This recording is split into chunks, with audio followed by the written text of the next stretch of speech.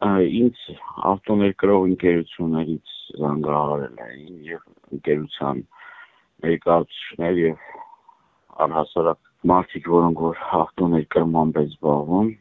ինձ հայտնեցին, որ ուրբաթ առավոտյան տրանսպորտային միջոցները մաքսազերծելուց հետո դրանց բաստողում իրականացնելիս խափանվել է ծրագիր, այսինքն պատճառաբանել են, որ չեն կարող այդ մաքսազերծումը ծրագրային խափանում կա։ Պատճառաբանել են, որ կարան ընդհանրապես սպասարկեն միայն այդ պահին ֆիզիկական անձանց։ ՍՊ-ների ներկայացուցիչներին ասել են, որ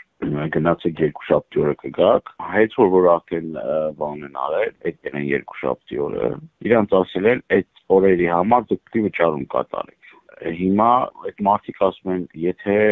ըստ ինձ հասած տեղեկություններ էլի, որ ինձ են հաղորդել։ Հերիք չի, որ կանոնման համար գումար են վճարում 5000 դրամ։ Բան էլ արհեստականորեն, որ այդ ամեն ինչը ձգձգվում է եւ պատճառն էլ ծրագրային, այսինքն պետական մարմիններն են մեղավոր, այսինքն մաքսատուննա կոնկրետ եկամուտների կոմիտեն ամենավարություն։ Ու սա պարբերական բնույթակ է, ինչի պիտի այդ մարդիկ վճարում կատարեն։ Սա պետական ռեկետ։ Մտնում են քաղաքացու գրպանը, առանց էլ այդ ավտոներկրմամբ զբաղվող այդ հայրենակիցները դժվարին վիճակում են, հաշվի առնելով այն տարեց տարի ավելացող պարտականությունները, այսինքն բարձրացել են հարկերը, թուրքերը, մաքսազերծման գները եւ այս մրցակցության պարագայում իրանք ԵԱՏՄ շուկայում չեն կարողանում էլի գնառաչարկով ավելի գրավիչ պայմաններ առաջարկել։ Հիմա այս իրավիճակում, երբ որ ծանրագույն իրավիճակում հայտնվել, մի հատ էլի լրացուցիչ է մարդկանց պարտավորությունների մեջ գցելը, դա